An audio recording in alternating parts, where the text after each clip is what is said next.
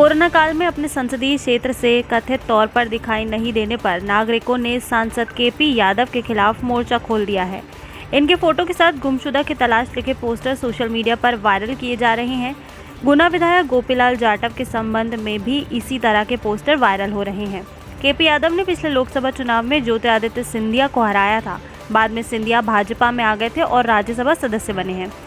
इन पोस्टरों में सांसद और गुना विधायक को लापता बताया जा रहा है। इन पोस्टरों के साथ लिखा जा रहा है, कोरोना जैसी महामारी में जब क्षेत्र के नागरिकों को सांसद और विधायक की सबसे ज़्यादा आवश्यकता है तो वो गुमशुदा हैं।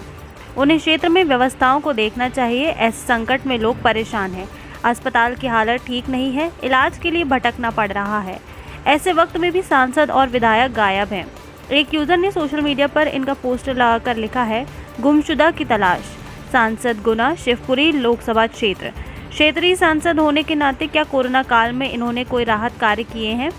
गौरतलब है कि कोरोना की दूसरी लहर में सांसद केपी यादव केवल 2 बार गुना गए हैं। अपने दोनों दौरों के दौरान उन्होंने केवल सर्किट हाउस में छोटी सी बैठकें ली थी। मामले पर कांग्रेस प्रवक्ता शेखर विशिष्ट ने कहा है कि ये कोरोना का विपरीत समय है। ऐसे समय में तो हर सांसद विधायक, चाहे वो किसी भी पार्टी का हो, उसे जनता के हित के लिए आगे आना चाहिए, क्योंकि उन्हें जनता ने चुना है। वे सब जनता के ही प्रतिनिधि हैं।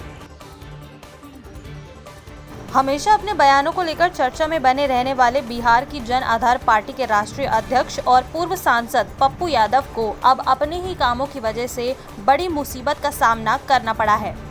जन आधार पार्टी के राष्ट्रीय अध्यक्ष को पुलिस द्वारा गिरफ्तार कर लिया गया है। इस बात के बारे में खुद पप्पू यादव ने ही बताया है।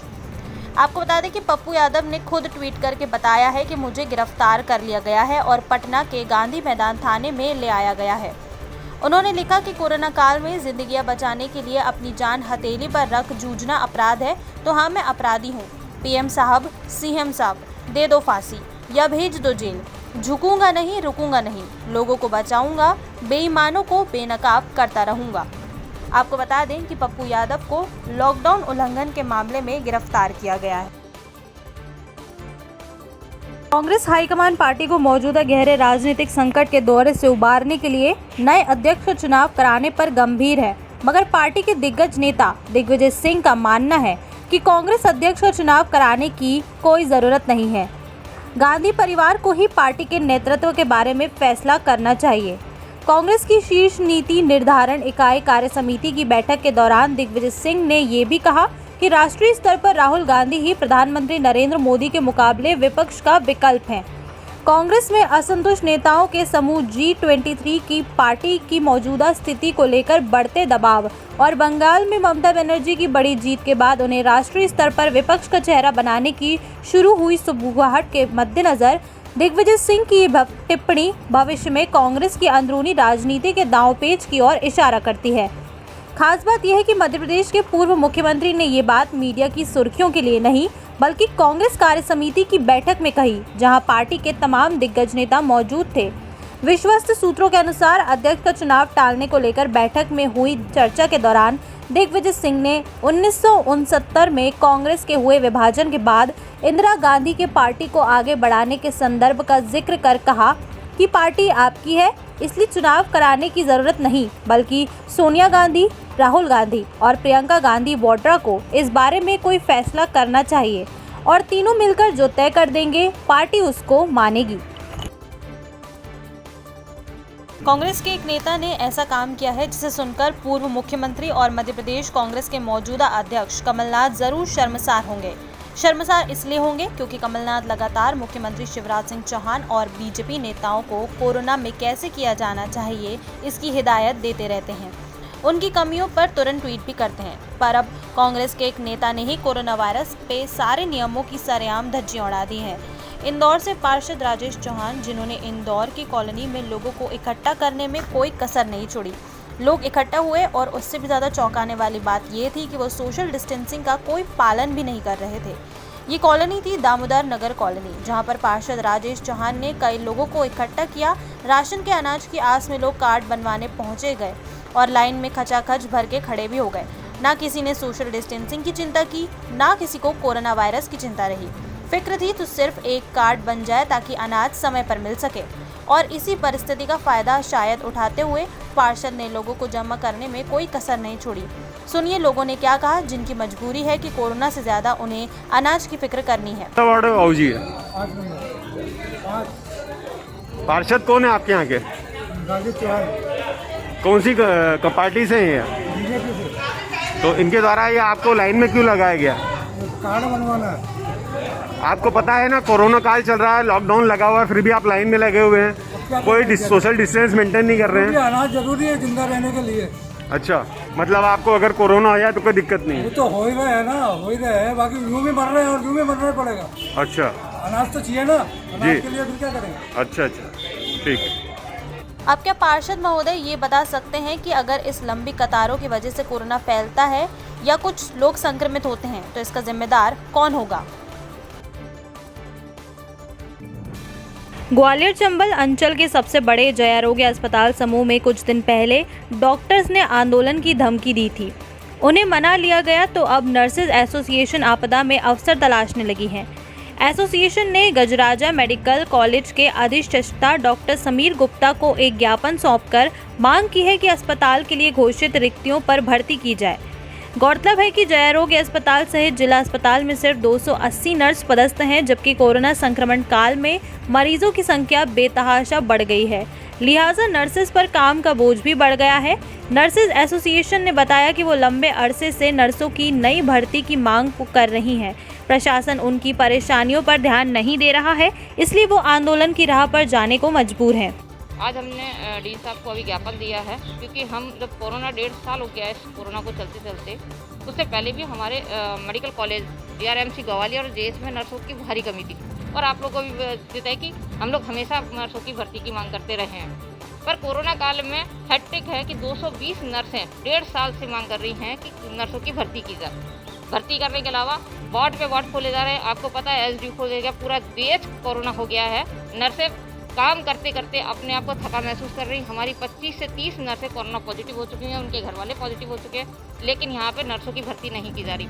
अभी भी 2 दिन पहले हमने ज्ञापन दिया था, 2 तारीख को फिर एक मीटिंग बुलाई गई डीन सुप्रिटेंडेंट के साथ, माना गया कि हम भर्ती करेंगे, लेकिन आज तक ऐसा कुछ नहीं हुआ। अब हम थक हार के 12 मई नर्सेस डे के दिन सांकेतिक धरना देंगे। अब हमें पता है कि कोरोना में बहुत ज़्यादा मरीजों को, आम जनता को परेशानी है, इसलिए हम सरकारी कार्य को बाधित नहीं करेंगे और सांकेतिक धरने पर कुछ नर्सें बैठेंगी। उसके बाद भी अगर नहीं मांग मांगी गई तो हम अनिश्चितकालीन हड़ताल पर जाने के लिए बात होगी।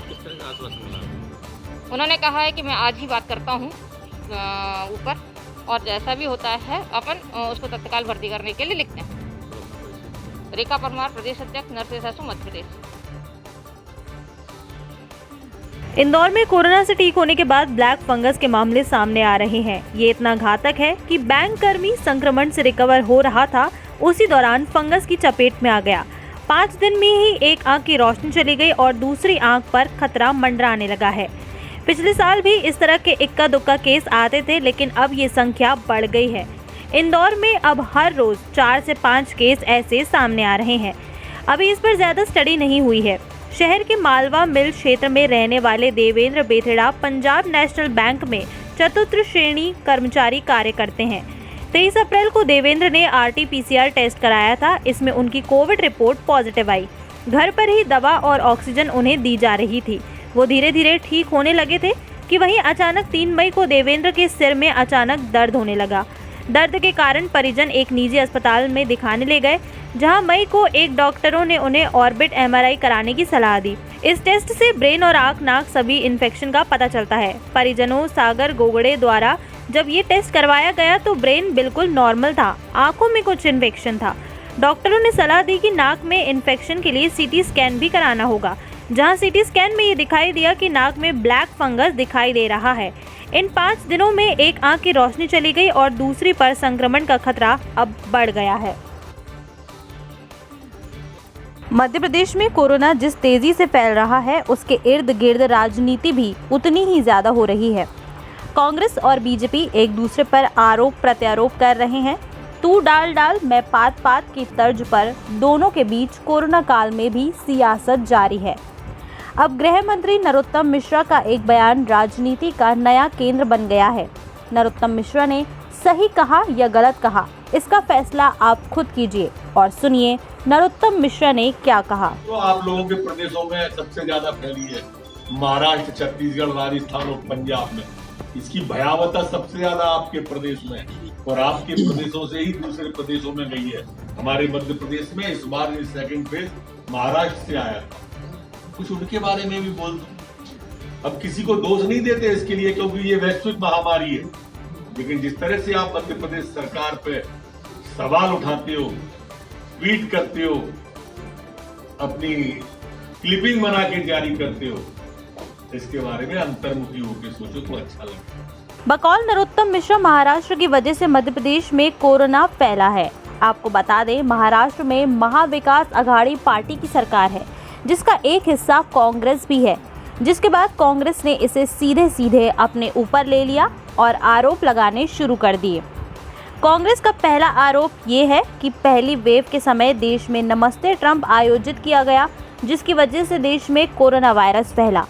दूसरी आई लहर तो उससे लड़ने की तैयारी करने की जगह 5 राज्यों के विधानसभा चुनाव थोप दिए गए, जिसकी वजह से सभी जगहों पर कोरोना फैल गया है।